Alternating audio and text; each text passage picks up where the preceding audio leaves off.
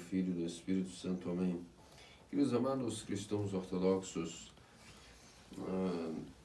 nosso Senhor e Deus Salvador Jesus Cristo realizou inúmeros milagres, como o dos cegos que nós vimos domingo passado, assim como também a ressurreição de mortos, assim também como a audição aos surdos, o movimento aos paralíticos, o renovamento de membros aos ressecados, e muitos outros milagres o Senhor realizou, mas muitos deles, e a maioria deles, inclusive, não está nem narrado nos evangelhos, porque o Senhor, quando realizava os milagres, não realizava a fim de realizar uma performance, como os tais falsos profetas de hoje nós vemos nas televisões, nos filmes religiosos, a respeito do que seria um poder divino, um poder dado por Deus ao homem, ou o poder do próprio Deus atuando no homem.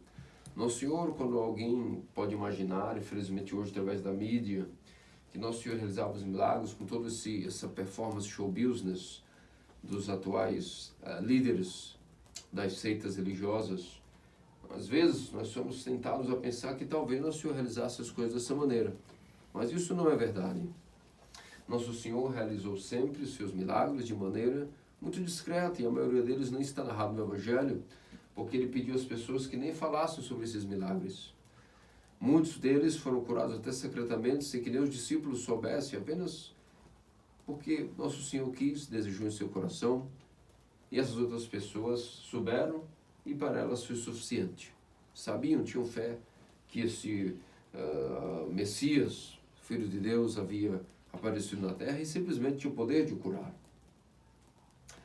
E como foi assim, em todos esses casos, também foi em relação ao Evangelho que hoje nós lemos, esse grande milagre da multiplicação dos 5 pães e 2 peixes. Um milagre sem precedentes, nem mesmo entre os profetas. Nós vemos que os profetas realizaram vários tipos de milagres semelhantes ao de Nosso Senhor, mas multiplicar comida do nada, no meio do deserto, nós não vimos nenhum profeta realizar tal performance. E é por isso que Nosso Senhor Deus Salvador Jesus Cristo também realizou esse milagre como todos os outros. Por único motivo, não para amostrar-se diante das turbas, tanto que nós vemos que em um dos outros evangelhos, que narra esse mesmo episódio, diz que queriam proclamar até mesmo o rei, e por isso rapidamente ele despediu as turbas. Obrigou seus discípulos a irem antes na barca para outra margem, enquanto ele despedia-os, porque queriam proclamar o rei.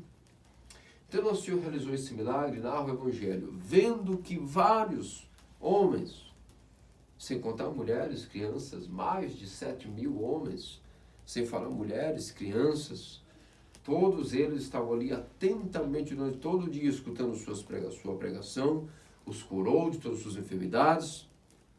E então veio o entardecer, a noite foi caindo e, pela tradição da época, todos comiam pela manhã e também comiam ao cair da tarde.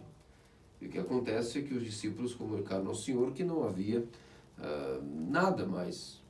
Talvez fosse necessário despedi-los, mas despedi-los para onde? Para onde naquele momento iriam comprar? Ou em qual era a mercearia disponível? Qual era o supermercado que estaria disponível? Qual vivenda? Nenhuma. Estavam no meio do deserto e ainda que começassem a andar naquele momento, não chegariam a tempo. Então diz o Evangelho, e Jesus tendo compaixão deles. Então aqui vemos qual o motivo que Nosso Senhor realizou um milagre diferente dos outros. E os outros milagres até aqui foram tão discretos, tão preocupados em não causarem atenção ao público, Nosso Senhor agora realiza algo de uma maneira, vamos dizer assim, extremamente maravilhosa aos olhos do povo, chamando a atenção para si inevitavelmente, mas somente devido à necessidade, à compaixão que viu pelo povo. Esse é um sinal e característico dos verdadeiros milagres. Os milagres ocorrem quando há necessidade que, infelizmente, os meios naturais, que a própria lei natural já não tem como vir suprir-nos, e a necessidade, devido à compaixão que Deus tem a nós, por algum motivo razoável, então Nosso Senhor realiza milagres através de seus santos, ou Ele mesmo diretamente os realiza. É daqui que nós tiramos a conclusão sobre vários falsos milagres, falsas aparições, falsas visões, que para, na verdade, querer fomentar a veracidade delas, uma vez são falsas, elas precisam, às vezes, fomentar a sua veracidade, o seu cânon, através de show business, de espetáculos. E os espetáculos não vêm de Deus, vêm de quem? Do fundador dos espetáculos. O primeiro homicida, o primeiro pai das heresias, o diabo, o inimigo de Deus. Ele gosta de chamar a atenção. Como diz Santo Antônio, é um cão que ainda que não morde, sempre ladra. Por isso, meus amados cristãos ortodoxos, fazendo uma pequena pausa no sermão em relação a esse evangelho, nós vemos que, por exemplo, aparições que estamos numa época onde nós estamos no prenúncio da aparição do anticristo. Está sendo preparada toda uma nova consciência religiosa. E vários milagres ufológicos, milagres pentecostais ou neopentecostais, milagres supostamente carismáticos e até mesmo milagres de aparições, de visões, como nunca houve antes. Existe uma febre de profetas e videntes que em todo canto aparecem, fazem os seus milagres ou alegam que os fazem. Mas quando nós vamos analisar a característica desses milagres, todos eles eram sem necessidade. Era somente para causar um espetáculo às turbas e às multidões. Bem diferente da maneira como nosso Senhor realizou esse milagre a essas turbas e essas multidões. Não com um fim de espetáculo, mas devido, como diz, por ter compaixão deles. O motivo real de não terem mais, como os limites da lei natural foram superados, devido à necessidade e compaixão.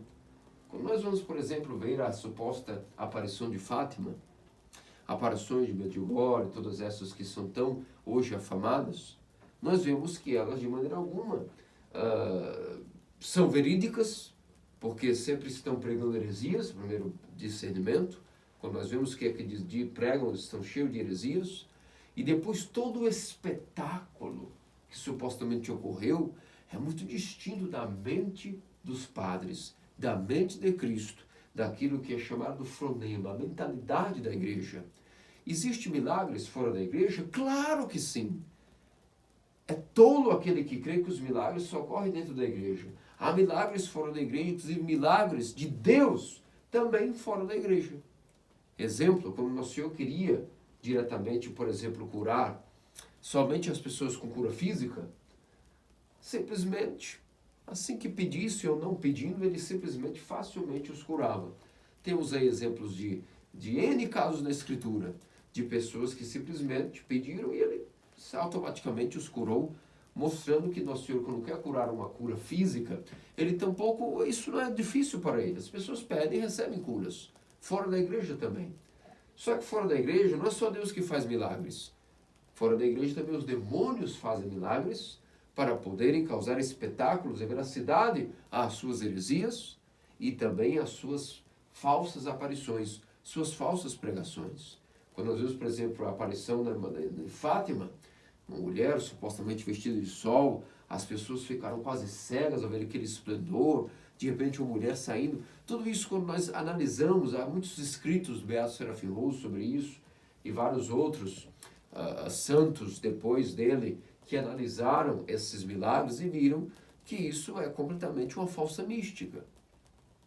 Agora, como Nosso Senhor é interessante, queria curar milagres de alma, além da cura física, ele nunca dava a cura imediatamente. Primeiramente, levava a pessoa à reflexão, como que forçava um pouco a barra para que a pessoa chegasse a um discernimento sobre sua cura. Como, por exemplo, quando tratava simplesmente de cura, como a cura da mulher hemorroísa, simplesmente o objetivo ali não era a cura de sua alma em si mesmo, mas sim a cura física, devido a uma doença que há mais de 18 anos ainda não havia procurado médicos e não havia cura. Para isso a cura foi quase que imediata. Tocou na orla das vestes e recebeu poder. Agora, quando nós vemos a cura do paralítico, primeiro foi dito: filho, os teus pecados estão perdoados. Depois foi dito: levanta, toma o teu leito e anda. Quando foi dito depois a respeito da cura do cego de nascença, foi dito do paralítico de 38 anos, perdão, também foi dito quando ele encontrou novamente na sinagoga. Cuidado para que não te ocorra algo pior. Não peques mais para não te ocorra algo pior. E primeiramente perguntou ele, tu queres ser curado? Então, para alguns casos que as pessoas pediam a Nosso Senhor a cura, rapidamente recebiam. Outras nem pediam e já recebiam. Mas isso em relação a curas físicas. Mas quando se diz respeito a curas espirituais, Nosso Senhor nunca curava como de bandeja. Sempre resistia um pouco para que pudesse curar também a alma da pessoa. Então aqui nós vamos estudando, através das Escrituras, como se dá os mecanismos da atuação de Deus através de seus milagres. Agora, quanto aos espetáculos, nós não vemos que nenhum santo, durante a sua vida, teve prazer e júbilo em si mesmo de que as pessoas o aclamassem devido ao seu poder maior de milagres, de curas, seja o que for. Esses são os falsos santos, os falsos profetas, ao qual a Escritura nos diz que devemos guardar-nos deles como de lobos.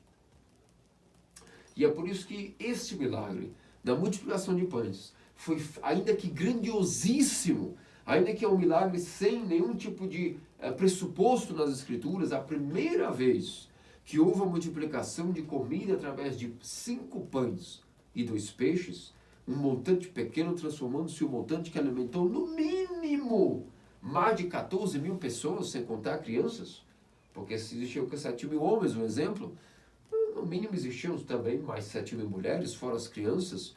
Podemos dizer que podemos multiplicar por 3 o número das pessoas que estavam presentes, e todos eles foram alimentados ao ponto de terem sobrado 12 cestos. Quer dizer, comeram e saciaram-se no meio do deserto. Por isso nós vemos que esse milagre de Nosso Senhor não é um milagre simplesmente... O primeiro motivo desse milagre foi por compaixão ao povo que estava ali em necessidade. Estavam sentados na relva, foram disciplinados, foram obedientes. E enquanto Jesus falava, suas almas eram alimentadas e o corpo não sentia fome. Quando acabou o sermão, obviamente o corpo passou também a caducar com suas necessidades naturais. E o que Nosso Senhor faria? Despedia eles no meio da noite? Não, teve compaixão. E por isso esse foi o primeiro motivo. Agora, o segundo motivo desse milagre, que nos difere muito no Evangelho do que seria outros milagres do Nosso Senhor, é que esse milagre teve também um intuito claríssimo de revelar a Israel a identidade secreta de nosso Salvador. E como se deu isso?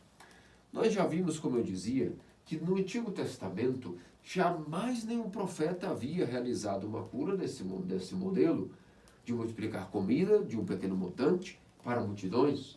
Os profetas curaram cegos, certamente, curaram paralíticos, ressuscitaram mortos. Claro que sim, isso nós vemos narrado nas Escrituras. Leprosos foram curados pelos profetas. Agora, um único episódio onde houve multiplicação de comida advinda de Deus para Israel foi exatamente quando, após o êxodo do Egito, quando o nosso Deus, com seu braço forte e poderoso, libertou o seu povo da opressão do faraó, atravessaram o Mar Vermelho, e quando chegaram no meio, em rumo à Terra Prometida, começaram a blasfemar ao nosso Deus, até a proferir as palavras malignas, dizendo: seria melhor que tivéssemos morrido no meio do Egito como escravos, porque ao menos lá teríamos nossos manjares. Agora aqui no meio do deserto, será que pode um Deus servir a seu povo uma mesa no deserto? Assim proclamavam Israel, de maneira até blasfêmica, cabeça dura que eram. E então, naquele momento, Moisés intercedeu diante do povo, e de fato foi cumprida essa palavra. De fato, sim, enquanto Israel reivindicava, pode Deus servir um banquete e pôr a mesa ao seu povo no deserto?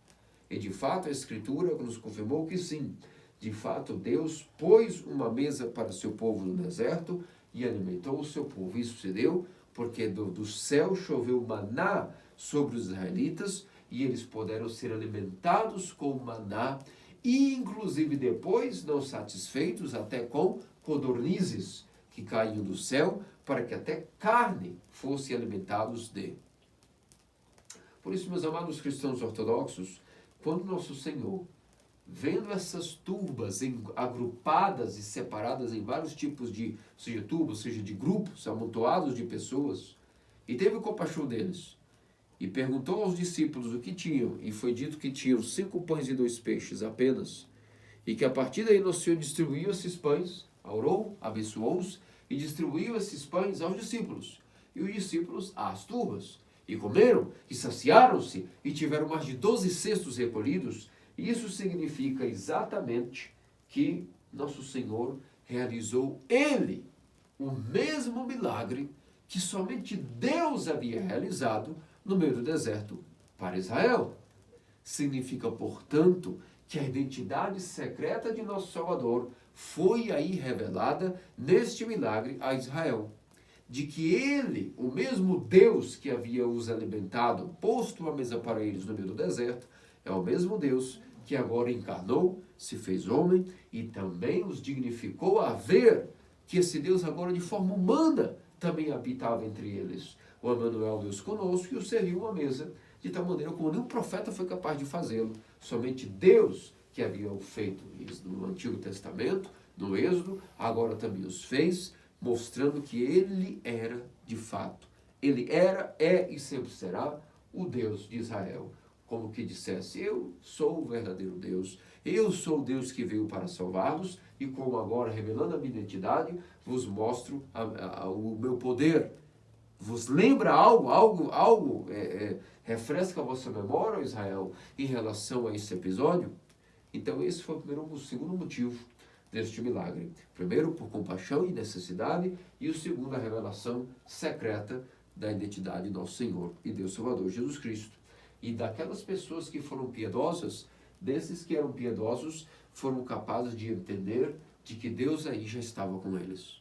Que não só os seus corações ardiam com essa pregação, mas até mesmo, assim como no antigo Israel, Deus pôs uma mesa no deserto para o seu povo, agora também no Novo Testamento, o próprio Messias, de maneira encarnada, também pôs uma mesa ao seu povo.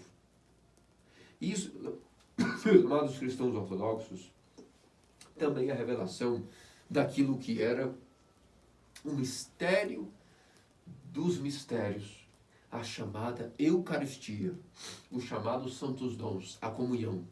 Aí estava um prenúncio também de que, assim como nas paróquias, nas dioceses, nas igrejas locais, sob o altar, sob um bispo local, onde não falta nada nele, porque ele tem toda a igreja católica nele, ele é a fonte dos mistérios e da Eucaristia, assim também cada um dos discípulos, ao terem os pães multiplicados em suas mãos através do nosso Senhor, tivemos aí, portanto, a instituição prévia do que seria a alusão ao sacramento da Eucaristia.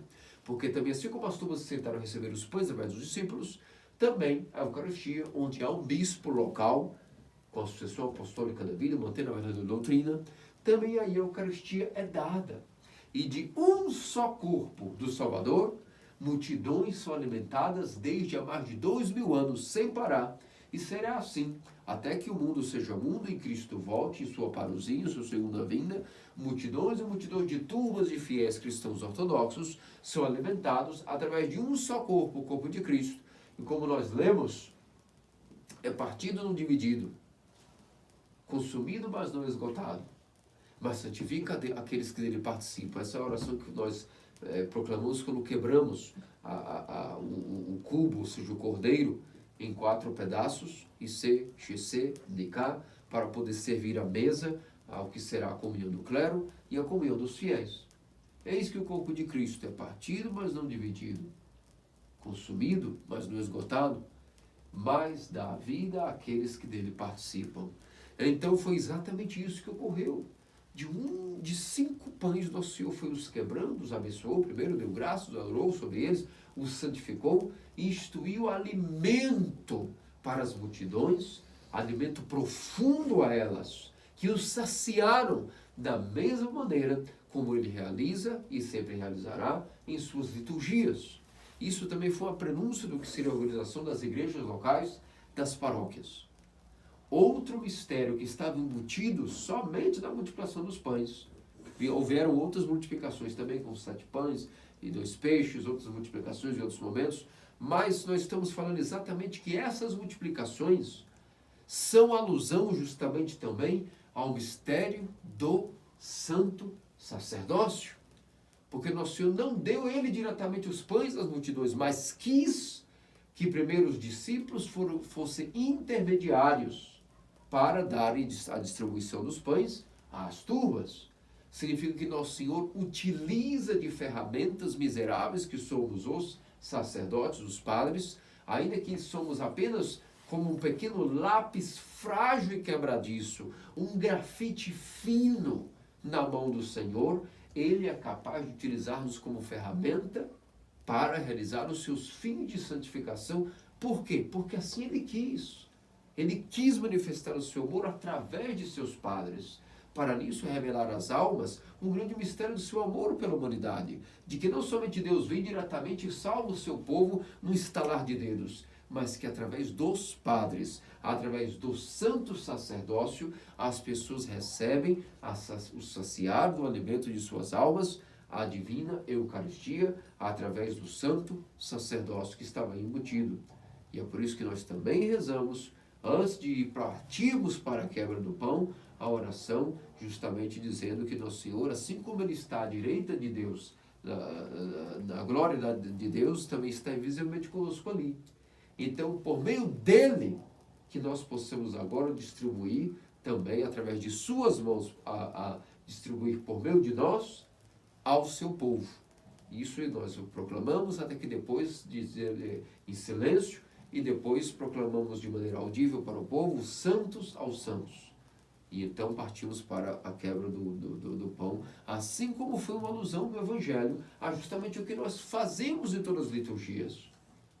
Também, até os detalhes da multiplicação dos pães são exatamente repetidos na Divina Liturgia, porque depois da comunhão do clero, todas as partículas que ali sobraram, que caíram após ajeitarmos no cálice a comunhão dos fiéis, todas essas partículas que sobraram também são recolhidas no antemenso, sacudidas, como no formato de cesto, mostrando justamente que assim como os apóstolos recolheram o alimento que o povo não deu conta de carregar, isso os santos padres nos explicam, que isso também é uma metáfora, de que os apóstolos sempre aguentam receber muito mais conhecimento, que os sacerdotes e os bispos, por algum motivo, deles está a fonte do conhecimento da verdade, e também eles possuem alguma capacidade, sabe-se lá como, pelo mistério da ordem, de assimilarem sempre mais graça, roubarem mais graça dos mistérios e aprenderem mais que o próprio povo,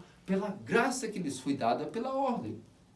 Então, aquilo que a multidão não conseguiu, ou seja, digerir, as sobras, os discípulos conseguem carregar para si. Ou seja, graça sobre graça. Por isso, através do sacerdócio, nós, os padres, conseguimos, ainda que frágeis, miseráveis que somos, assimilar mais conhecimento. Para quê? Porque somos melhores? Não, para poder passar sempre, infinitamente, de geração em geração, a viva voz, na tradição oral da igreja, mais e mais conhecimentos e graça aos fiéis. Então, aquilo que o fiel não tem conta de receber de graça, essa graça que sobra, os padres e os sacerdotes, os bispos, conseguem arrebatar dentro de si de alguma maneira, como que arrumando mais espaço em nossos corações para adquirir mais graça. Para quê? Para poder novamente dar essa graça aos fiéis.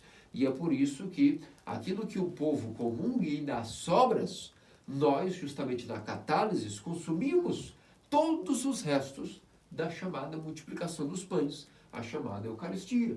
Por isso, até em detalhes a liturgia de São João Crisóstomo, o rito de São Basílio, mostra-nos que todo o rito que os católicos tanto reivindicam, que são ritos tradicionais, os ritos tridentinos e todos isso, não passam de carcaças já daquilo que é a verdadeira liturgia patrística, a liturgia apostólica, segundo o próprio, não de Concílio de Trento ou de São Pio V, seja quem for, de apóstolos. O rito dos apóstolos sem por nem tirar a performance especiais. Ou acaso vão me dizer que na liturgia católica ainda alguém guarda o antimêncio? Claro que não. No máximo, um piedoso padre, sabe-se lá onde, uma papista vai guardar uma relíquia debaixo do altar, por piedade própria, mas isso já é, inclusive, já não é recomendado pelo Concílio Vaticano II. Não há nenhum tipo de fomento a guardar relíquias, porque como o objetivo é que o altar, mesmo o altar católico, também seja um altar que um protestante e um pastor possa pregar, e se o objetivo não é mais a Eucaristia, mas a instituição de uma Santa Ceia Universal, como que nesse altar pode ter relíquias? Então, diga-me qual é o rito papista que guarda o antimêncio? Claro que não. O antimêncio, o Senhor morto, é algo que a Igreja Ortodoxa guarda. E todos os detalhes inimagináveis da celebração ali, com as portas fechadas e curtidas, isso foi nos passado em tradição de viva voz e guardamos até hoje. E isso também não se aprende apenas por manuais. Os ritos mortos são passíveis de ser aprendidos manuais. A verdadeira liturgia, a maneira correta de celebrar uma liturgia é aprendida de pai para filho também. Liturgizar não é o que se aprende por si mesmo, é o que aprende-se vivendo isso sob um pai espiritual.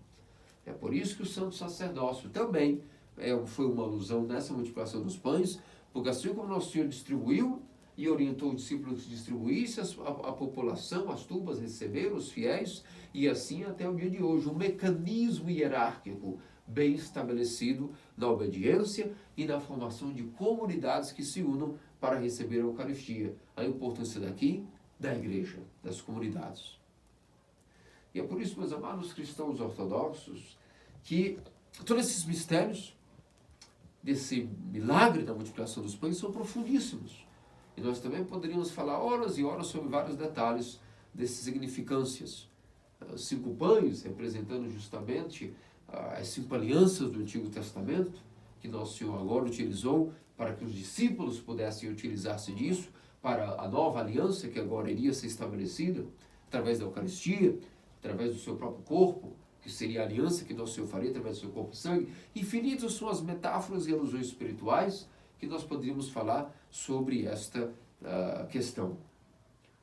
Mas há uma coisa interessante, que até mesmo essa semana que passou, nós celebramos um santo que está conectado com esse milagre da multiplicação dos pães. Santo Elias, o grande e glorioso profeta Elias, também está muito conectado com a alusão a esse milagre da multiplicação dos pães, porque ele recebeu, de certa forma, isso por antecipação do Antigo Testamento, tão glorioso que era a sua santidade.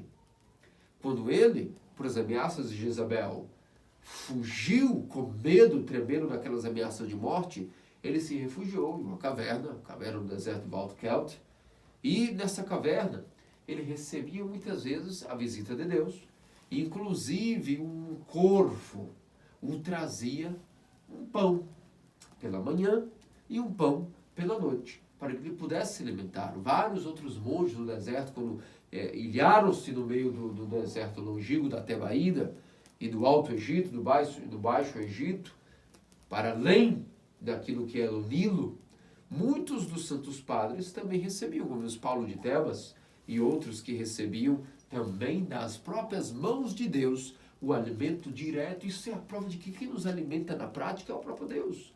Desde quando e sempre estivermos obedientes, ouvindo a pregação de Deus, Ele nos levará e nos garantirá o momento correto de sempre termos a visita dele, incluindo nossas necessidades também saciadas, se é que nós estamos dedicando-se a esse modo de vida.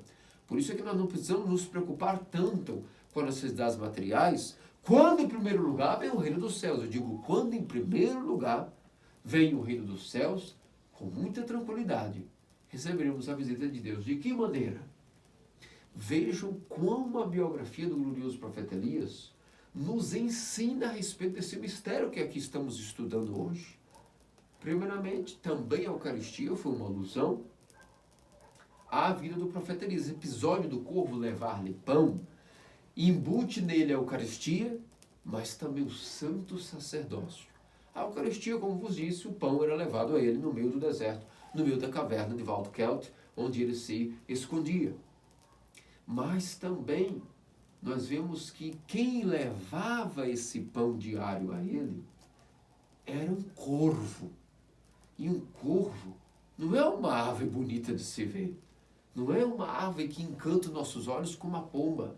branca, suave, resplandecente, que nos dá até a ilusão de paz, de iluminação. O corvo, um animal que até mesmo come carniça. E mesmo assim foi um animal, a ave, que nosso Deus escolheu para ir alimentar Elias. Por quê? O corvo é o símbolo do sacerdócio. Nós, os padres, vestimos o preto, o negro, justamente porque estamos sendo símbolos daquela imagem do corvo que alimentava o profeta Elias, simbolizando que, ainda que a graça de Deus veio para Elias, o alimento diretamente do céu veio a ele, foi através de um corvo, não através de um ganso, de um pato, de uma galinha ou de uma pomba, um animal nobre para os olhos humanos, de um corvo, uma figura quase que desprezível, um animal negro que come carniça. E isso é o símbolo do sacerdócio. Por quê? Porque todas as gerações têm que entender que nós vestimos o negro para dizer que somos os corvos que levam a Eucaristia para os fiéis. E o que significa aqui o corvo? Por que o sacerdócio é simbolizado pelo corvo? Porque assim como o corvo é um animal sem valor, desprezível, que come carniça apenas, da mesma maneira nós, os padres, somos pessoas desprezíveis, para que nunca um fiel venha questionar nossa moral. Porque quem disse que nós estamos preocupados se somos bons, feios ou bonitos? Claro que já sabemos que somos completamente imorais, desprezíveis e miseráveis. E esses são os padres que, mesmo assim, ferramentas desprezíveis, cheias de imoralidade, cheios de uma vida de pecados, mesmo assim, Deus os escolhe e, através dessas figuras completamente deploráveis, nós, os clérigos, veja que diferença da postura clerical do século XVII para cá, onde ser clérigo, na verdade, é uma situação de status e até de piedade. O farisaísmo clerical, o desejo de pessoas de quererem serem autoproclamados clérigos. Na verdade, o clérigo, o sacerdote, sempre é uma pessoa desprezível aos olhos do mundo, sem valor, mas que por algum motivo Deus escolheu essa mesma figura para que pudesse dar ao fiel, à população, às turbas, a graça da Eucaristia, os santos dons, o alimento celestial, e não só isso, a paternidade, o valor de vida espiritual, a identidade como filhos de Deus, o batismo e todos os outros mistérios. Percebe que profundeza temos aí na vida do glorioso profeta Elias em relação ao mistério da Eucaristia e do sacerdócio, os corvos. E o que acontece quando uma pessoa fiel entende bem isso e não fica procurando fuçar a vida dos sacerdotes, que inclusive é secreta e sagrada, e ninguém deve fuçar nossa vida dupla, nossa vida tércia, quádrupla, isso compete a Deus nos observar em nossos corações. Ninguém tem autorização de espionar ou fuçar a vida dos clérigos, ou ficar julgando suas atitudes a nível moral. Como se comporta, como senta, e como fala, e por que isso? Porque nós somos exatamente isso, corvos. Pessoas desprezíveis mesmo, cheios de paixões, cheios de miserabilidades. Mas nessa função que Deus nos deu, mesmo sendo corvos, de levar o pão ao profeta Elias, ou melhor, a todos o santo povo de Israel, linhagem santa, povo escolhido. O que acontece quando o fiel entende isso e nunca julga o seu pai espiritual? Nunca procura fuçar a vida secreta dos padres. Nunca os julga por seus defeitos e nunca busca perfeição neles, mas os veneram com obediência e respeito.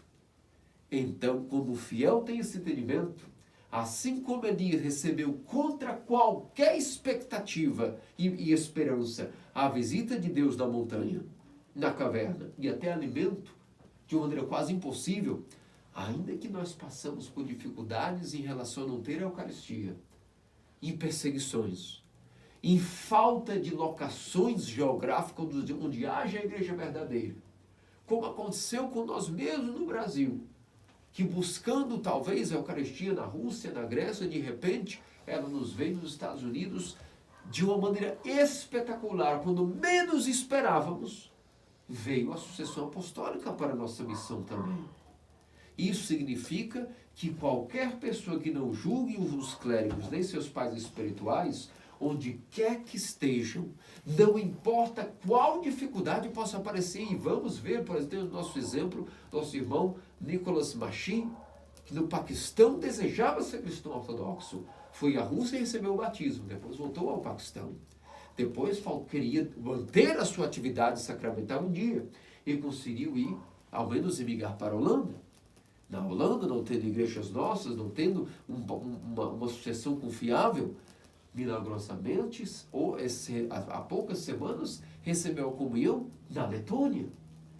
As igrejas das catacumbas, onde nós vimos que a hierarquia verdadeira havia sido perseguida e morta, e a falsa hierarquia instaurada através do sergianismo, São José de Petrogrado, em própria cárcere, secretamente utilizava do pão, como um corvo que era, da prisão, utilizava do pão de sua refeição, guardavam, e os canos dizem que quando não há vinho se pode utilizar água para a mutação das espécies. E então, em seu peito, disfarçadamente, para que não fosse percebido, realizava em seu peito a divina liturgia secretamente de có e de memória. Aquele pão agora, feito corpo de Cristo, era guardado escondido dentro de uma maçã, para que ninguém suspeitasse, os bolcheviques. E quando ele recebia visitas, ele, de seus clérigos disfarçados na prisão, ele passava secretamente essas partículas para que a população catacumbista da verdadeira igreja das catacumbas, os josefistas, assim chamados, pudessem receber a Eucaristia em plena perseguição bolchevique. Isso é um prenúncio, meus amados cristãos ortodoxos, do que será a sistemática da igreja daqui para frente. Lugares de ilhas de santidade, como o Paraguai, por exemplo, também. Quantos anos viveram sem Eucaristia, sem comunhão? E agora possuem o subdiácono, as partículas são ali mantidas, renovadas quando podemos, e a população também Paraguai pode ter acesso aos santos dons, ainda que ainda não possui o sacerdote. Mas possui um corvo ali, que os pode levar todo domingo na boca o pão eucarístico. E assim a igreja sempre proverá àqueles que, desde que, não violem a seguinte regra: nunca julguem os clérigos. Porque se nós julgamos e queremos perfeição, então Deus irá respeitar a nossa opinião. Se querem perfeição, desculpe-me. É que eu não tenho pessoas perfeitas na minha mão ainda. Quem sabe um dia eu gero um clérigo perfeito para vocês. Ó comunidade fulano de tal, ó fiel fulano de tal, que esperam perfeição. E essas pessoas todas acabam que desvalorizam o que tem de sagrado, perdem o amor de seus pais espirituais, perdem sua amizade, sua confiança e, por fim, os sacramentos e se vão. Porque violaram essa sagrada lei do corvo. Ainda que somos desprezíveis, e nós já sabemos disso, precisamos que ninguém nos diga, inclusive nossos bispos, quando nos ordenam, acaso nos elogiaram: que bom que encontrei um grande pupilo. Agora tens o grande privilégio de ir ao Gólgota e ser morto com Cristo, matador do sacerdócio. Claro que não, convenhamos, isso não é vida nem para ninguém. A vida do sacerdócio é uma vida de martírio inabalável dia e noite, onde somente uma pessoa que está vivendo isso pode ter noção de dizer que tipo de cruz recebeu. Isso não é privilégio, isso é responsabilidade, é tarefa, é dever e isenção de direitos, porque qual é o direito que nos sobra após a ordenação? O direito tem o direito o quê? De servir ao povo e ser obediente. Nada mais. Por isso, vejam a diferença do entendimento clerical e dos meus heterodoxos para aquilo que é o entendimento na ortodoxia.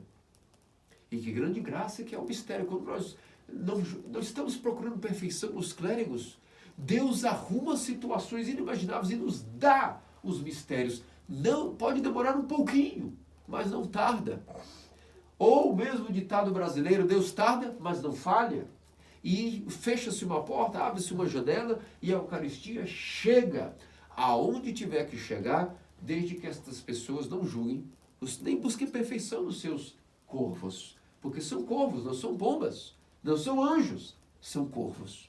E então, quando assim respeitam esses corvos, automaticamente Deus, é fácil que Deus arrume qualquer corvo para que leve no meio do deserto, no meio de nossas tristezas, até em épocas horríveis que estejamos assim deprimidos, sem esperança de termos a comunhão, de repente, por algum lugar, de alguma maneira, por algum canal, Deus nos fará ou irmos ao lugar que tem Eucaristia, ou que a Eucaristia vá até nós. Que bela igreja! Que belo sistema de harmonia inefável Deus nos deixou, e por isso é que a igreja, o maior poder que existe na terra, a igreja é o reino dos céus, que depois virá com força. E por isso, meus amados cristãos ortodoxos, tendo falado um pouco sobre essa questão de provações, paciência, respeito para com aquilo que é o escárnio dos servos de Deus no mundo, e também fazendo alusão à própria caverna de Waldkelt, onde também não só Santo Elias se refugiou, mas também São Joaquim, esposo de Santa Ana, cuja dormição hoje celebramos. E hoje é uma festa magnânima, é um dos meus onomásticos também. Passamos por uns 3 onomásticos, que eles são chamados Joaquim e Ana. Quando se fala Ana, né, inseparavelmente já se comemora também Joaquim, são inseparáveis. Dormição de Santa Ana significa que também o seu marido um dia dormiu e, portanto, são inseparáveis esses onomásticos. E, portanto, falemos um pouco sobre essa questão da dormição de Santa Ana, cuja memória hoje celebramos. O dia que começou o seu translado da terra para o paraíso, para os céus. São Joaquim e Santa Ana era um casal muito distinto entre toda a humanidade. Jamais existirá um casal como eles. É o ícone da Sagrada Família, justamente este, que vocês podem ver que na Igreja Ortodoxa não existe Sagrada Família em relação a Jesus, Maria e José. Como dito, Jesus, Maria e José é uma família vossa. Isso é uma devoção popular. Mas, na verdade, o ícone da Sagrada Família não é Jesus, Maria e José, porque eles não eram, de fato, cônjuges. Era um casamento proforme de guardião e de guardada. Não de marido e mulher, de fato, com inclusive relações intraconjugais. Claro que não. Esse sim, Joaquim e Ana eram senhores e senhoras de família, os quais possuíam inclusive uma filha, gerada esta filha pela sua própria relação conjugal. Jesus foi gerado sem semente. José era viúvo de 82 anos, com seus filhos, e a Theotokos, a Virgem Maria, foi tomada por ele como uma menina a ser guardada. Fizeram um casamento mais ou menos proforme, mas jamais tiveram nenhuma relação entre eles. Com isso é até uma heresia protestante. E Jesus não foi gerado de carne, mas sim gerado pelo Espírito de semente. A semente foi um mistério do qual a carne foi dada a ele pela Theotokos, como emprestada para que o próprio mistério tecesse de seu ventre a carne do qual ele foi gerado. Mas a sua semente não foi feita de carne de homem, mas sim do Espírito. Ou seja, um mistério ao qual não há como entender como se deu a encarnação, apenas aceitar que ela se deu de alguma forma misteriosa. Portanto, verdadeiramente, pai, mãe, filhos, nós temos Joaquim, Ana e a Theotokos. E imaginar que quão grande foi esta graça dada a esse casal, que foram dignos. Santa Ana foi digna de ser a mulher que em seu ventre carregou a menina, que viria a ser a mãe de Deus, a mãe do Salvador, a flor que não murcha, que no esplendor e final das podas que a humanidade sofreu desde Adão, pôde germinar esse broto que deu origem àquilo que era o ramo da videira, que jamais iria perecer, nosso próprio Senhor, que desta flor fecundada pelo Espírito iria dar origem ao fruto. E esse fruto é o próprio Salvador, fruto esse que nós comemos, fruto esse que é a própria Eucaristia também. E nessa mesma caverna de Santo Elias, São Joaquim se refugiou. Como que chegou a esse ponto de ele vir se refugiar da própria caverna do deserto Waldkelt, diante de Santo Elias? Nós vemos que São Joaquim e Santa Ana passaram a vida inteira realmente piores até do que corvos. Nós sabemos que os justos de Deus, quanto mais vão dedicando-se à justiça do reino dos céus, mais são testados nessa mesma justiça, na paciência, e mais provações e tribulações são enviadas. para que eles possam entender o que é que estão fazendo quando pedem que querem ser justos. Quando alguém tem um desejo de seguir a justiça do Reino dos Céus, que é inclusive uma das bem-aventuranças, para ser super e estupidamente feliz, ou seja, bem-aventurado, há que seguir a justiça. E quando nós temos esse desejo, Deus rapidamente nos envia tribulações, escárnio, muitas provações, a qual esse método de santificação, que é o único que existe inclusive, nós entenderemos ao longo desse desfecho da biografia de São Joaquim de Santa Ana. Então, toda a vida deles foi a vida de serem colocados pela sociedade como um escárnio, como pessoas marginais à sociedade de sua época, sem valor algum. Então nós, quando olhamos hoje pela vitrine dos ícones, do lado de cá dos ícones, nós olhamos Joaquim Santana como esse esplendor, como a sua festa de Dormição, que hoje nós celebramos, como a própria Concepção de Santa Ana, outra festa dela, e até mesmo também aquilo que é o dia de São Joaquim de Santa Ana, a sinaxe deles, posterior ao dia da Natividade da Theotokos. Depois temos o dia da Concepção de Santa Ana e temos essa festa da Dormição de Santa Ana. 3 onomásticos para Joaquim ao longo do ano. E hoje, nessa vitrine maravilhosa da Igreja Ortodoxa, nós vemos eles com muito esplendor. Mas não era assim quando estavam vivos. Como vos repito, quando uma pessoa deseja ser justa e buscar a justiça, é enviada para ela infinitas provações e tribulações terríveis. E foi assim para com eles. Foi-lhes enviada a esterilidade. E para aquela sociedade daquela época, quase uma superstição entre os judeus, que estavam cheios de superstições. Existia a tal má crença entre eles, de que uma pessoa que não tinha filhos era amaldiçoada por Deus. Uma superstição já, quase um folclore. De certa maneira, podemos tentar entender isso, que havia sua certa relativa razão, só em relação porque o Messias não havia ainda vindo, e por isso realmente havia necessidade de procriação para que o Messias viesse. E eles eram da tribo de Judá. Joaquim anda mais do que todos das outras tribos. Joaquim anda assim como todos os de Judá. Sabiam que dessa semente desta tribo havia uma responsabilidade mais do que as outras tribos de gerar filhos e mais filhos para que pudesse adiantar cada vez mais a vida do Messias. Porque o Messias viria da tribo de Judá, da cidade de Davi, da raiz de Jessé, viria o Messias, o Salvador. Dessa raiz viria um remédio para a humanidade.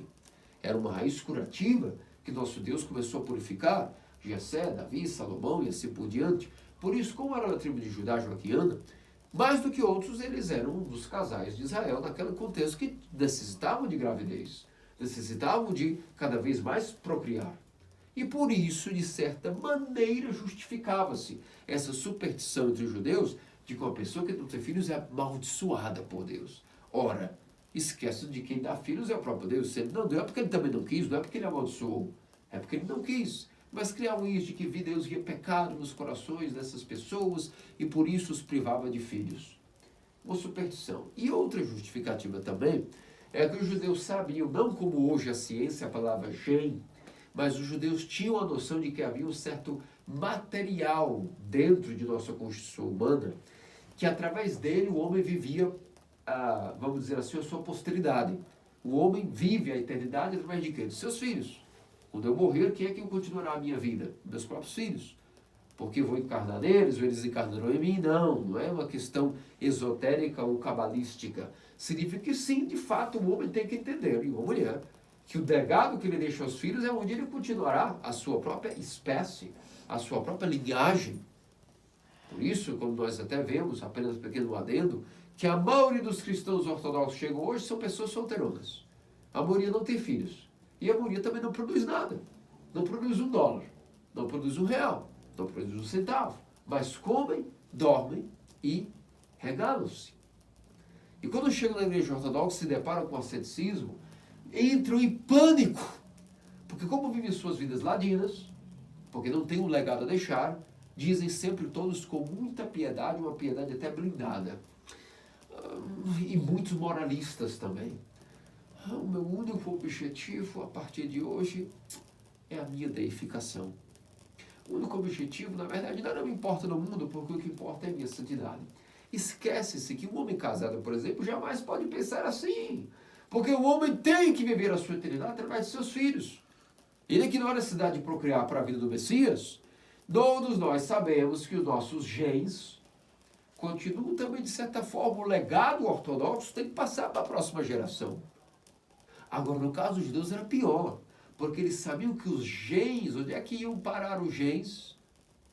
Infelizmente, os seus genes iam parar no Sheol, no chamado Hades.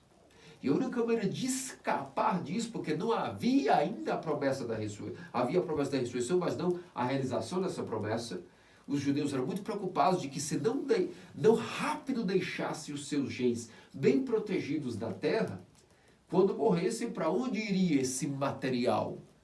Aguardado no Sheol. Essa era a crença deles.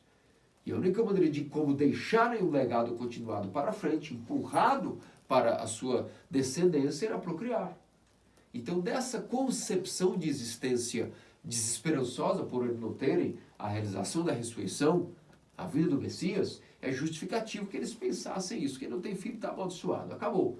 Porque depois de sua linhagem, essa pessoa morre, o seu material humano, sua carga genética vai desaparecer em cinzas e a parte espiritual desses genes irá simplesmente aguardar até que Deus queira nos Sheol no Hades. Por isso, vamos procriar. Essa era uma dos objetivos de vida dos judeus, especialmente em relação aos que eram da tribo de Judá.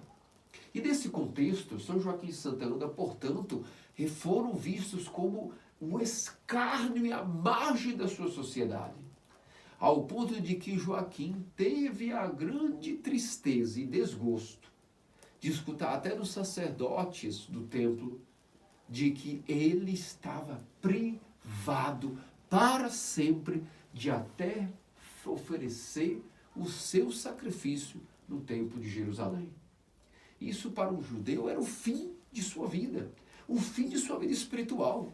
Se ele era privado pela sua pecaminosidade e maldição de até oferecer o seu sacrifício anual, subindo a Jerusalém, oferecendo nem que seja o seu par de rolinhas, significa, portanto, que realmente tudo acabou. Até a igreja fechou as portas para esse casal, a igreja da época. O escárnio dos parentes, dos amigos, não foi suficiente. Chegaram ao escárnio até mesmo da igreja de sua época. E então, por resposta a isso, São Joaquim imediatamente dirigiu-se para, não ao desespero, não à perca da fé em Deus. Ao decepcionar-se porque os clérigos da época o privaram de oferecer o sacrifício, ele se desesperou, perdeu a fé, culpou Israel e todo o templo, os sacerdotes, os escribas. Não, ele não deixou a sua fé se abalar. Ao contrário, ele foi se recolher numa caverna, a caverna do Santo Elias, e lá fez um voto a si mesmo. Só saio daqui o dia que Deus revelar para mim que eu vou ter um filho. Se ele também não me revelar, também não tem problema, eu vou morrer aqui mesmo. E vendo essa vergonha que o seu marido passou, Santa Ana também se recolheu no pequeno jardim de sua casa, o seu quintal. Ela se ajoelhou e colocou-se em oração, dizendo para si mesma que toda a vergonha que seu marido estava passando era culpa dela. Ela não estava dando filhos a ele. Ela era culpada da vergonha do seu marido. E também fez um voto a si mesma. De joelhos ficarei orando até que um dia Deus apareça e me prometa que me dará um filho para que eu possa honrar o meu marido. E esse belo casal, separados agora como monges, cada um em sua ermida, começa a oferecer orações a Deus, abandonados e separados do mundo e de tudo e de todos. E começaram, portanto, a orarem noeticamente, até o ponto que tiveram uma revelação, a maior de todas as revelações que até então o ser humano havia recebido. A maior promessa, a maior glória que o ser humano até então havia recebido. Que foi a resposta às suas orações, de que sim, eles conceberiam um filho, mas não seria um filho comum. Seria justamente a mãe do Messias, uma filhinha que seria a menina de ouro nos olhos de Deus para sempre.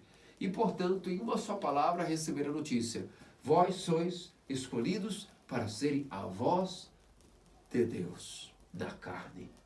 Os antepassados de Deus, segundo a carne, os avós do Senhor.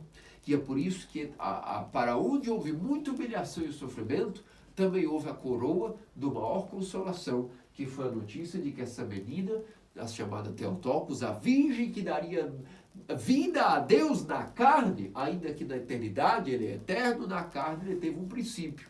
E esse princípio foi através da semente de Joaquim e Ana na Theotokos. Isso nós vemos, meus amados cristãos ortodoxos, que a aprovação desse casal superou todas as provações de todos os seres humanos que podemos imaginar. Quando nós falamos de Abraão e Sara, também, como vos disse, eram pessoas justas, que tentaram lutar pela justiça. E lutaram e esforçaram-se pela justiça e realmente foram provados por Deus. Abraão sofreu um grande tipo de entraves, mas sua esposa Sara e a ele foram dadas a promessa: eu vos darei o filho, o produto de minha aliança com você, Abraão, será que terás inclusive um filho. Terás descendência. Mas Sara era estéril.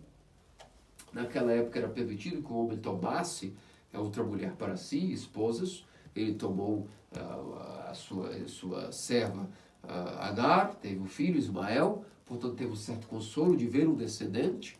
E Sara aguardava, sabia que cedo ou tarde Deus lhe daria o descendente, porque foi lhe prometido isso. Portanto, viveram em tribulação, mas com esse consolo da expectativa de um filho. Nós vemos também, por exemplo, a Ana, mãe de Samuel, ainda que também era estéril, teve, portanto, o consolo também de que foi revelado a ela que uma hora teria também um filho, e foi dado a ela no seu ventre o profeta Samuel, para o consolo dela e de seu marido. Os próprios pais do precursor também foram abençoados com o fato de serem estéreis, provados e também escarnecidos pela sociedade da época, mas Zacarias era sacerdote. E esse casal tinha o consolo de poderem ter acesso ao templo e serem consolados pelas as graças e as consolações, os carinhos que o serviço litúrgico dá à nossa alma. Agora Joaquim e Ana, além do escárnio da sociedade, de seus parentes, até mesmo a igreja, como os fechou a porta a eles e os baniu de oferecerem o sacrifício e participação nos ofícios do templo. Nenhum outro casal em Israel havia passado por tal humilhação, ao ponto de tal humilhação, por conta de serem justos e buscarem a santidade, foram provados a esse alto grau de paciência. E aqui a biografia de Joaquim e Ana nos explica o grande mistério de como Deus nos santifica através da paciência. Nisso jaz o mistério do amor. Quando alguém diz que quer buscar a justiça, em outras palavras, está dizendo o quê? Dedicar-me à justiça do Reino dos Céus. O que é a justiça do Reino dos Céus? Amar a Deus. Isso é a justiça do Reino dos Céus. Só quando nós dizemos que vamos amar a Deus, obviamente, onde há amor, há paciência, não é verdade? Vamos fazer uma comparação com o amor entre um homem e mulher. Quando nós temos um cônjuge e nós realmente amamos ele, nós automaticamente passamos a ter que ligar o botão da paciência. E essa paciência nos prova, nos tira todo tipo de energia a princípio. Nós ficamos maculados, nós ficamos desordenados, nervosos, mas nós vamos tendo aquela paciência. E nós vamos aguentando a pessoa. Por quê? Porque amamos. Onde há amor, necessariamente há paciência. Agora, onde não há paciência é porque nunca nem houve amor. E por isso, se é assim de um homem para com a mulher, que nós vamos suportando tudo, e quando nós passamos pela paciência e aguentamos com paciência aquilo que nós dizemos que amamos, o que acontece com o fruto desse amor? Ele aumenta, ele se fortifica.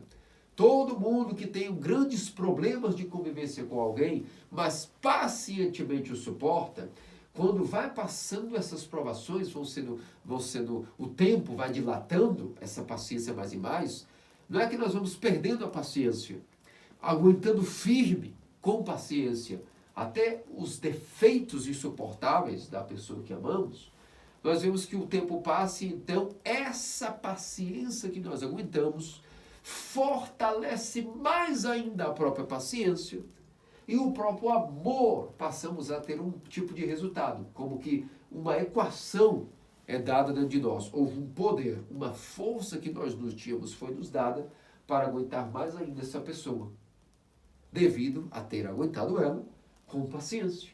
Não só a paciência vai aumentando, como também o amor passa a ser fortalecido na paciência. Se é assim entre uma mulher, quanto mais ainda alma para com Deus. Quando nós chegamos bem bonitos no dia do batismo, proclamamos aqueles votos: renuncia a Satanás? Sim, renuncio. Renuncia a Satanás todas as suas obras? Sim, renuncio. Renunciar a Satanás? Sim, renunciei. Te unistes a Deus? Sim, me uni. Te unistes a Deus? Sim, me uni. Quando nós dizemos essas coisas, nós depois seremos colocados no crisma, coroados com os mistérios santos dons, e depois o que acontece com todos nós? Passaremos por tribulações muito piores do que antes do batismo. E nossa vida será muito pior do que antes do batismo. E muitas mais paixões serão nos dadas, muito mais ardentes, do que antes do batismo. E ninguém prometeu que após o batismo haverá vida de tranquilidade e paz, e tampouco essa religião que as pessoas buscam de: ai, Deus me protege, agora nada me ocorrerá, porque eu rezo muito ao meu Deus e Ele me protegerá das tribulações, afinal de contas eu tenho fé nele. É mesmo? Não, ao contrário. Fomos colocados na cova dos leões, como vai Daniel, na fornalha ardente, como os 3 jovens, e seremos testados o quanto amamos na virtude da paciência. E é por isso que, ao buscarmos a justiça, muitas e muitas e muitas e muitas tribulações serão dadas. Se não estamos vivendo tribulações, paremos logo toda a vida espiritual e digamos: Deus viu que eu não o amo, e como eu não o amo, e nem me esforço para amá-lo, Ele me deixa ter uma vida tranquila. Afinal de contas, por que precisa ser provado? Nada. Agora, onde há desejo e amor ardente, alimentado e irrigado pela oração de Jesus, pelos sacramentos, pelo obediência, mesmo cheio de paixões, vamos rastejando. Deus observa aquele desejo interior de amá-lo, não os nossos frutos de virtudes. E se a pessoa tem esse desejo lá dentro, secreto, que ninguém pode tirar, nem um demônio, nem as paixões podem obscurecer esse desejo ardente de amá-lo e servi-lo, então Deus, para poder fazer com que esse amor aumente, Ele nos dá provações para que a paciência seja dilatada e ganhemos o que pedimos: amar a Deus sobre todas as coisas. E então muitas tribulações o justo passa para que ele possa entrar no reino dos céus, diz a Escritura. E o Eclesiastes: filho meu, se queres te botar no caminho do serviço do Senhor, prepara a tua alma para a tribulação. É assim que se dá todos os segredos da vida espiritual, meus amados cristãos ortodoxos. E é por isso que Joaquim e Ana buscarem a santidade, mais do que qualquer casal e ser humano da terra. Deus viu esse desejo e deu a eles até mesmo a aprovação, para além dos limites, de a igreja da época os rechaçarem. E aqui temos uma grande lição para nós. Em muitas tribulações contemporâneas que passamos, nos nossos parentes, familiares, a própria época que vivemos, tudo será conspirador contra nós. E até há momentos onde a igreja pode ser que não nos consolará. E o que vamos fazer daí? Nos desesperar e perdermos a fé? Não. Como Joaquim e Ana, que nada tiver a sua relação íntima com Deus abalada pelos males que a igreja humana comete de erros, em nada a sua relação pessoal com Deus foi abalada. Isso é um grande ensinamento para nós. Até quando a igreja, com sua parte humana, comete equívocos que não foram frutuosos para nós, nós não devemos nos rebelar e abandoná-la. Não, isso significa que a nossa fé, na verdade, era fraca, então. Que nós tínhamos fé em homens e não em Deus. Até quando há situações que a igreja pode vir a nos causar traumas, e os corvos mostram a sua miserabilidade, porque humanos são e cedo ou tarde vão cometer os seus erros, porque ninguém aqui é perfeito. Então, nesse momento, não devemos ter nossa fé abalada, mas na provação que até a igreja nos submeter, nós devemos manter a nossa relação com Deus intacta e íntima, e então buscar consolo diretamente dele. Porque se nem a igreja nem ninguém pode nos consolar, porque nós estamos no meio de uma tribulação dura que Deus nos enviou. E então, como os monges e os anjos são conectados, porque os monges abandonam os consolos dos homens para terem os consolos de Deus no deserto. E então Deus envia os anjos para consolar os monges diretamente no coração. Uma vez que abandonaram a família, abandonaram posses, abandonaram carreiras e trabalho, abandonaram tudo, Deus envia diretamente consolo através de anjos no deserto de seus corações. Assim também Joaquim e Ana o fizeram, quando abandonaram todo mundo para terem o consolo e a resposta de Deus no meio de tribulações que foram guiadas por amor a eles, para dilatar a paciência, para que através da paciência, purgada, o amor por Deus deles fosse aumentando. Assim também nós, nossa vida, quando nós passamos tribulações e até se a igreja por algum motivo nos causou traumas, não nos revelemos como pessoas infantis, mas na verdade, não desajustados, não tolos, que a nossa relação com Deus esteja intacta. E aí ela vai crescer, porque por algum motivo Deus enviou aquela visita para ensinar-nos algo. E esse algo sempre é a nossa miserabilidade que tem que vir à tona, e não dos clérigos, não da igreja, não dos corvos, mas em humildade reconhecemos que a nosso estudo basta os nossos pecados, a nossa ciência e inteligência basta o autoconhecimento de nossos pecados. E nessa fé madura, ainda que a igreja nos cause traumas, o consolo, através de mantermos a nossa relação com Deus íntima e intacta, será dado desta paciência dilatada, o amor por Deus aumentará. Por isso, meus amados cristãos ortodoxos, oremos a Santa Ana, cuja dormição hoje celebramos. Nosso sínodo em Boston começou com a primeira catedral dedicada a Santa Ana, depois fizeram a São Marcos de Éfeso um pouco maior. A primeira catedral foi Santa Ana, porque em homenagem a Skid Santa Ana. Nós éramos o metaquion de Del Skid, onde vivia Elder José, mas Elder José Zicasta certa vez vivia, né? Skid também era como, vamos dizer assim, uma célula, uma comunidade do grande, vamos dizer assim, cenóbio da Skid de Santa Ana, no Monte Athos, onde Elder José viveu, onde vários grandes santos foram ali santificados, da Skid de Santa Ana no Monte Athos. Por isso, grande a conexão dessa devoção da festa de Santa Ana com a exíquia, com a oração secreta do coração, com estarmos diariamente longe, desligados, algum momento do dia, enclausurados no nosso cantinho dos ícones, e com a mente vazia, buscarmos consolo só de Deus. E então Ele nos enviará anjos para que nos encha de alegria na nossa regra de oração, na hora de estarmos no templo, concentrados nos ofícios, deixando o mundo e suas preocupações para o mundo, mas focados na hora dos ofícios, em cada palavra que o cantor ou o leitor profere, que as antífonas são ditas, nisso há grande consolo aí dentro derramado e contínuo. E quando nós nos permitimos ver esse mistério de maneira tão inefável, tão bela, nós recebemos o mesmo consolo que Joaquim e Ana receberam. Não literalmente o anúncio de um filho ou uma filha, mas sim um consolo no coração, diretamente por Deus, até mesmo sem intermédio de homens. E isso é o fim de nossa vida. Afinal de contas, para que nós vivemos? Para ter consolo de homens ou para termos consolos de Deus? Para simplesmente perdermos nossa vida em paciência ou na paciência, amarmos a Deus e ao próximo, e nisso termos a paciência aumentada e, por conseguinte, o amor também aumentado por Deus e pelo próximo. Por isso, pelas orações de Santa Ana, nosso Senhor Deus Salvador Jesus Cristo, faça-nos dignos de todas essas maravilhas, para todos sempre. Amém. Amém.